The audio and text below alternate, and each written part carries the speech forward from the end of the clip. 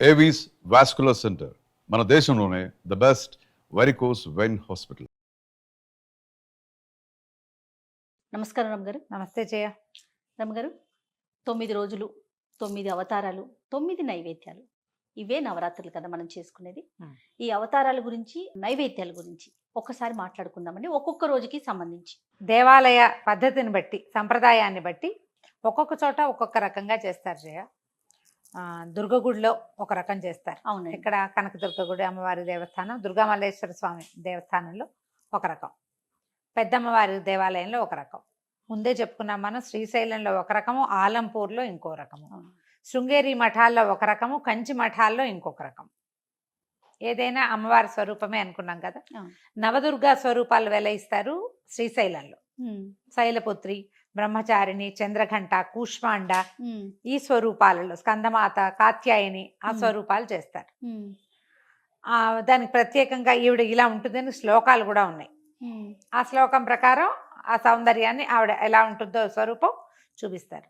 మనకి దుర్గాదేవి జనరల్ అన్ని దేవస్థానాల్లో చేసేది ఏంటంటే, మొదటి రోజున బాలా త్రిపుర సుందరి, బాలా స్వరూపంలో ఉంటుంది అమ్మవారు మొదటి రోజు. కాబట్టి పాడ్యమి నాడు బాల త్రిపుర సుందరి వేరు, బాలా త్రిపుర సుందరి వేరు. త్రిపుర సుందరి మళ్ళీ వస్తుంది, లలితా త్రిపుర సుందరి మళ్ళీ వస్తుంది. ఈ బాలా త్రిపుర సుందరిగా అవతారం వేసి మొదటి రోజున ఒక్కొక్క చోట ఒక్కొక్క రకం నైవేద్యం పెడతారు. ఈ బాలకి పసుపు రంగు వస్త్రాలు సమర్పిస్తారు, పసుపు రంగు గాజులు, కొన్ని చోట్ల ఎరుపు. ఇవేంటంటే ప్రాంత భేదం వల్ల కొంచెం కొంచెం మారుతాయి. నేను నా పద్ధతే చెప్తున్నాను. అట్లానే మీరు అనుసరించే విధానం. బాలా త్రిపుర సుందరికి పసుపు రంగు వస్త్రము, పసుపు రంగు గాజులు. మనం వస్త్రం సమర్పయామి, అలంకారం సమర్పయామి అని చెప్తాం. అవునండి. ఆ అలంకారాలు సమర్పించేటప్పుడు మనం సులువుగా చేసే అలంకారాలు ఏంటంటే మట్టి గాజులు కొనుక్కోవటం, గాజులు, వస్త్రం. ఈ వస్త్రము గాజులు ఏం చెయ్యాలి అని మీకు అనుమానంగా ఉంటుంది. అవునండి. ఎప్పుడు అందరికీ అదే ప్రశ్న. మీరే ఉంచుకుని వాడుకోవచ్చు ఒకటి. ఇంటికి వచ్చిన ముత్తైదువులకి రేపు వస్తారు కదా, ఇవాళ వస్త్రం తీసి రేపు వాళ్ళకి పెట్టేసుకోవచ్చు. ఈరోజు నేను అలాగే చేస్తా. ఎవరైనా వస్తే ముందు రోజు వస్త్రం అవి తీసి పక్కన పెట్టుకుంటాం కదా, ఎవరైనా వస్తే ఆ వస్త్రం, ఆ గాజులు వాళ్ళ ముత్తైదు చేతిలో పెడతా. వారినే లలితాదేవిగా భావించి మొదటి రోజున ఈవిడే. తర్వాత రెండో రోజు గాయత్రి. మన వరస కొంచెం ముందు వెనక అవుతుంది. తర్వాత గాయత్రీ దేవికి ఏంటంటే ఆకుపచ్చటి వస్త్రము, ఆకుపచ్చని గాజులు, ఆమె కోసం అల్లపు గారెలు అట్లా చేస్తారు. అల్లం వేసిన గారెలు, మినపప్పు గారెలు అని చేస్తాం కదా, అల్లం వేసుకుంటాం. అల్లపు గారెలు చేసుకోవచ్చు. ఇప్పుడు వీటిల్లో పాటుగా మనం ప్రతిరోజు విధిగా కొన్ని పదార్థాలు పెట్టాలి అమ్మవారికి. ఏంటంటే మనము పూజ చేసే విధానాన్ని బట్టి మనం చాలా లలితా శాస్త్రం చదువుతాము, మళ్ళీ బాలా త్రిపుర సుందరికి స్తోత్రం చదివి, ఇంకేమిటో స్తోత్రాలు చదివి, బోల్డంత పుష్పార్చన, కుంకుమార్చన, నామానికి కుంకుమ ఇలా వేసేస్తాం కదా. నివేదన బాగా చేయాలమ్మా.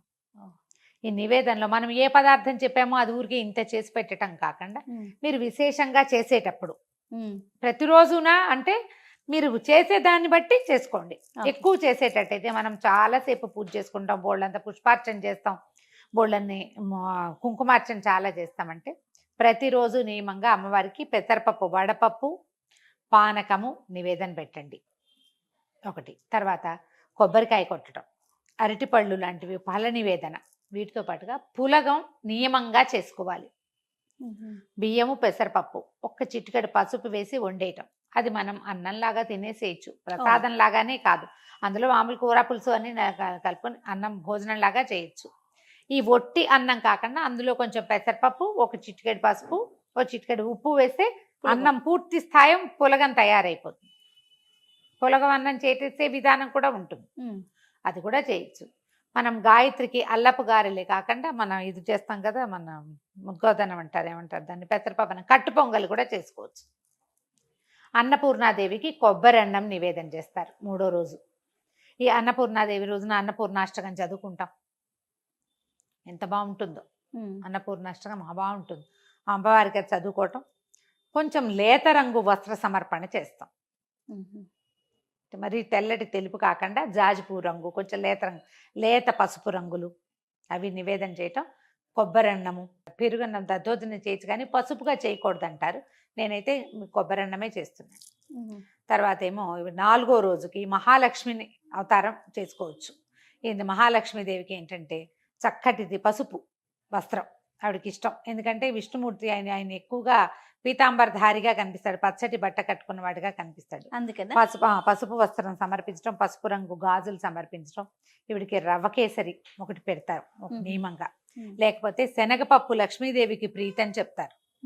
అందుకని మనం బూరెలు చేస్తాం కదా, శనగపప్పు బూరెలు మనం పూర్ణాలు చేసుకుంటాం కదా, శనగపప్పు ఆమెకి ఇష్టము అని చెప్తారు. రవ కేసరి కానీ శనగపప్పు బూరెలు కానీ చేసుకోవచ్చు. తర్వాత 5వ రోజున లలితాదేవి అని చెప్తారు. బాలా త్రిపుర సుందరి కాకుండా ఇప్పుడు లలితా త్రిపుర సుందరి అవతారం వేస్తారు ఈ రోజున. ఈ లలితా త్రిపుర సుందరికి ఏంటంటే ఈమెకి ఉపాంగ లలితావ్రతం అని చెప్తారు. లలితా పంచమి ఆ రోజున 5. ఈ పంచమి నాడు మనము ఒకవేళ ముందు రోజుల్లో మొదలు పెట్టలేదనుకో, అసలు ఇలా చెయ్యం మనం. పంచమి నాడు ఒక్కరోజు లలితా త్రిపుర సుందరి లలితా సహస్రనామం చదువుకోవచ్చు మనం. చేయలేకపోతే 9 రోజులు చేయలేం, ఆఖరి రోజు చేస్తాం. పంచమి నాడు ఖాళీగా దొరికితే పంచమి నాడు చేసుకోవచ్చు. ఇలా ఉపాంగ లలితా వ్రతం చాలా బాగుంటుంది, చాలా మంచిదట. ఈ రోజున లలితా వ్రతం చేసుకుంటే, వ్రతం అంటూ ఏం పెద్దగా చేయలేకపోతాం. అమ్మవారిని పెట్టుకోవడం, బొట్టు పసుపు చూపించడం ఆమెకి, తర్వాత లలితా సహస్రనామం చదువుకోవటం. లలిత అష్టోత్తరం చదవండి ఈ రోజున. సహస్రనామం కంటే కూడా అష్టోత్తరం చాలా బరువుగా ఉంటాయి, తేలిగ్గా ఉండదు. నామాలు భలే బాగుంటాయి, పెద్ద పెద్ద సమాసాలు, చాలా పెద్ద పెద్ద నామాలు. లలిత అష్టోత్తరం చదువుకోవటం. ఈ లలితాదేవికి గుడాన్నము శాకాన్నము పెట్టచ్చు. శాకాన్నం అంటే కూరలు అవి వేసి మనం మన ఎలా అంటే కలగలుపు అన్నం అన్నమాట. పులుపు వేయం అందులో, అన్ని కూరలు వేసి బిర్యానీ చేస్తారు. మసాలా ఉల్లిపాయలు అవి వేయకుండా శాకాన్నం కూరలతోటి అన్నం వండుకోవటం. ఈ మలయాళీస్ వాళ్ళు అవియల్ అని చేస్తారు, కొబ్బరి పాలు పోసి కూర ముక్కలతో. అది మనం అన్నంతో పాటు వండి పెట్టచ్చు. గుడాన్నం పెట్టచ్చు, బియ్యము బెల్లము కలిపి వండుకుంటాం. పాయసం అయితే ఏం చేస్తాం మనము, పాలు పోస్తాం కదా పరమాన్నంలో, పాలు పోసుకుంటాం. ఇక్కడ పాలు పొయ్యకుండా బెల్లము అన్నం గుడాన్నం చేస్తాం. అది కూడా ఒక ప్రత్యేకమైన నివేదన, చక్కగా చేసుకోవచ్చు అది కూడా. తర్వాత ఏమైంది, మూలా నక్షత్రం వస్తుంది. మూలా నక్షత్రం నాడు సరస్వతి పూజ చేసుకుంటాం. కొంత విశేషంగా చేస్తాం కదా, విశేషంగా చేస్తాం. ఈ మూలా నక్షత్రపు ప్రత్యేకత ఏంటంటే అమ్మవారికి తెల్లని వస్త్రం, అంటే తెల్లటి ఎవరికి పెట్టం మనం. అందుకని తెలుపు మీద ఏదైనా డిజైన్ ఉన్నది పెట్టుకోండి. తెలుపు మీద ఏదైనా డిజైన్ ఉన్నది, ఎరుపు లేదా పసుపు రంగు గాజులు సమర్పించవచ్చు. అయితే ఈమెకి ఏం చెప్తారంటే పెరుగన్నము నివేదన, తర్వాత ఏమో కొబ్బరన్నము, తెల్లటి పదార్థాలు, పంచదారతో చేసిన పాయసము. మామూలుగా బెల్ల పాయసం చేసుకుంటాం కదా, ఈ రోజున మనం తెల్లని పంచదార పాయసం నివేదన చేయొచ్చు. సరస్వతి పూజ రోజున మనం పిల్లలతోటి ఏదైనా పుస్తకాలు అవి పెట్టి చక్కగా స్వస్తికో ఓంకారము వేసి అమ్మవారి దగ్గర పెట్టించి నమస్కారం చేయించండి. సరస్వతికి సంబంధించిన ఒక శ్లోకం చెప్పండి. మూలా నక్షత్రం రోజున మనం అక్షరాభ్యాసాలు చేయిస్తారు. కొత్త విద్య ఏదైనా మొదలు పెట్టదలుచుకున్న వాళ్ళు మొదలు పెట్టుకోవచ్చు, విశేషంగా చేసుకోవచ్చు. మూలా నక్షత్రం మిగిలిన చేయకపోయినా మూలా నక్షత్రం చేసుకుంటారు. అవును. ఇక్కడ నుంచి సప్తమి అష్టమి నవమి వస్తాయి కదా.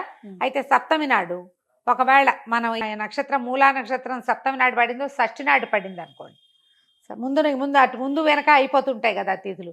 మహాలక్ష్మిని ఇటు సరస్వతిని అటు తిప్పుకోవచ్చు అనమాట. ఎలా కుదిరితే అట్లా మన తిథులని బట్టి. నేను తిథులు చూడాల, మామూలు క్యాజువల్గా చెప్తాను. అవునులేండి.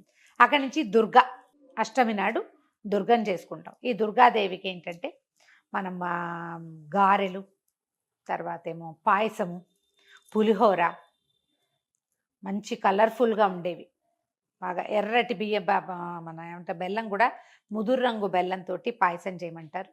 ఎక్కువగా చిత్రాన్నమే పెట్టుకుంటాం, పులిహోర నివేదన చేస్తాం అమ్మవారికి. ఆమెకి ఇష్టం అని చెప్తారు. ఎంత ఎక్కువ చేయగలిగితే అంత మంచిది.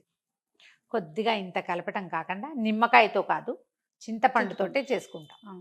అక్కడి నుంచి ఈ అమ్మవారికి ఎరుపు వస్త్రం, ఎర్రని వస్త్రము, ఎర్రని గాజులు దుర్గకి సమర్పిస్తాం. అక్కడి తర్వాత రోజు మహర్నవమి. ఈ రోజున అమ్మవారు కాళరాత్రి స్వరూపంలో దర్శనమిస్తుంది. మహాకాళి స్వరూపాన్ని కూడా ఎరుపు వస్త్రాలు, ఎరుపు గాజులు. నలుపు అని చెప్తారు, అమ్మవారిని భీకర స్వరూపంలో వెలయిస్తారు. మనం ఆ రోజున మహాకాళి ఏం చదువుకుంటాం, మహిషాసుర మర్దిని స్తోత్రము అలాంటివి చదువుకోవచ్చు. ఆయుధ పూజలు చేస్తారు. మహర్నవమి నాడు ఆయుధ పూజ చేసే అలవాటు ఉంటే విజయదశమి నాడు చేసుకోవచ్చు, మహర్నవమి నాడు చేసుకోవచ్చు. ఈ నవమి అమ్మవారి కాళరాత్రి స్వరూపంతో ఇది పూర్తయిపోతుంది. అమ్మవారికి మహర్నవమి నాడు గారెలు నివేదన చేస్తారు. మినుము మంచిది. మినుము ఏంటంటే ఐరన్, తర్వాత ఏమో మాంసంతో సమానమైన ఆహారంగా చెప్పబడుతుంది. ఎక్కువ బలం కలిగింది కాబట్టి మినప వడలు కాకపోతే అలసంద వడలు కూడా చేసి పెట్టచ్చు. ఇప్పుడు ఈ రోజున అలసందలు ఉంటే అలసందల వడలు కూడా చేసి పెట్టచ్చు. కానీ మనం రోజు విధిగా చేసేటువంటి పానకము అవన్నీ ఉన్నాయిగా, అవన్నీ అప్లై చేసేయటమే అవన్నీ. ఇక చివరి రోజు ఈ 9 రోజులు ఇదైతే 10వ రోజున అపరాజిత పూజ చేసుకుంటాం. ఇది 10 లేదు ఈసారి, బహుశా 9, 10 కలిపే వచ్చేసి ఉంటాయి. చాలా దేవాలయాల్లో ఉదయకాలం మహిషాసురమర్దిని స్వరూపం కాళిక మహాకాళిక వేసి రాజరాజేశ్వరి స్వరూపాన్ని వేస్తారు. అపరాజిత అంటే రాజరాజేశ్వరి స్వరూపం, స్థిమితమైన స్వరూపంలో కూర్చుని ఉన్న అమ్మవారు.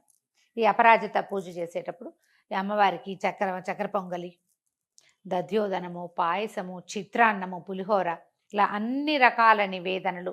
వీటితో పాటు మనము పులుసు అన్నం చేస్తాం, సాంబార్ అన్నము అలాంటిది, కదంబ సాదం అంటాం. కదంబము, చక్కెర పొంగలి మెయిన్ ఈ రోజున చేసుకుంటాం అన్ని రకాల కూరగాయలతోటి. ఈ మధ్యలో ఏం చేస్తారంటే ఒక్కొక్క రోజున మనకి తిథి అవి సరిగా కుదరకపోతే శాకంబరి అమ్మవారి స్వరూపాన్ని కూడా వేస్తారు. అవునవును, శాకంబరిని వేస్తారు. శాకంబరిని ఏది రోజైనా ఒకవేళ మనకి అవతారాల్లో ఒక రోజు చేయాలని అనిపిస్తే కనుక మనం సప్తమి నాడు శాకంబరిని చేసుకోవచ్చు. ఆ రోజున అమ్మవారికి కూరలతో చేసిన ఈ సాంబార్ అన్నాన్ని ఆ రోజున అన్ని రకాల కూరలు వేసి అమ్మవారి అలంకరణ కూడా అలాగే చేస్తారు కదా. అలాగే చేస్తారు, కూరగాయలన్నీ పెడతారు. మనము ఈ వీటితో పాటు దానాలు ఈ 10 రోజుల్లో మనం విశేషంగా అలంకరణ సామాగ్రి, పువ్వులు, తర్వాత పళ్ళు, వస్త్రాలు విశేషంగా ఇచ్చుకోవచ్చు. దీన్ని దాన ప్రక్రియగా భావించద్దు. తీసుకుంటే మనకి ఏదైనా అవుతుంది ఇలాంటి భావాల్లోకి వెళ్ళబోకండి. ఇది తాంబూలంగా వాయనంగానే వాళ్ళు ఇవ్వాలి, వీళ్ళు తీసుకోవాలి. ఒకే రకం చీరలైనా పర్వాలేదు, డజన్ల కొద్దీ ఎర్ర చీరలు పెట్టే వాళ్ళు కూడా కనపడతారు. విశేషంగా ఎరుపు రంగు వస్త్రాల ప్రధానము ఈ కాలంలో చాలా మంచిది. ఎర్రటి గాజులు, ఎర్రటి వస్త్రాలు, ఈ తిలకాలు బొట్టు పెట్టుకునేవి, కాటుకు పెట్టుకునేవి, తర్వాత చేతులకు వేసుకునేవి, ఏవైనా అలంకరణ సామాగ్రి ఏవైనా సరే, ఏవైనా ఈ 10 రోజుల్లో మీరు ఒక ముత్తైదువు కానీ ఒక బాలికకు కానీ ఇస్తే సాక్షాత్తు అమ్మవారికి ఇచ్చినట్టే. ఓకే, ఇలా చేసుకోవచ్చు. వీటిలలో ఇప్పుడు నేను చెప్పిన ఈ పదార్థాలలో ఒక్కొక్క రోజు పాలపూరీలు చేస్తాం, శనగపిండితోటి బజ్జీలు లాంటివి చేయొచ్చు. ఒకటి తీపి చేసాం, ఇంకొకటి కారంగా చేయాలంటే అవి కూడా చేసుకోవచ్చు. తర్వాత ఏమో ఈ మన మహర్నవమి నాడు మినపసున్ని నివేదన చేసుకోవచ్చు అమ్మవారికి. లక్ష్మీదేవి అవతారం రోజున శనగపిండితోటి తీపి బూందీ లడ్డూలు చేసుకోవచ్చు. మీ శక్తి అనుసారం ఏదైనా చేసుకోవచ్చు. ఇవి నేను చేస్తున్నవి చెప్తున్నాను. ఇవి ఏంటంటే కొన్ని ఒక్కోసారి అటు ఇటుగా అవుతూ ఉంటాయి. అవునవును, దేవాలయాల్లో కూడా ఒక్కొక్క చోట ఒక్కో రకం కనపడుతుంది. మనం ఏదో ఒక విధానాన్ని ఒక అవలంబన పెట్టుకోవటం, దాని ప్రకారం వెళ్ళిపోవటం అంతే.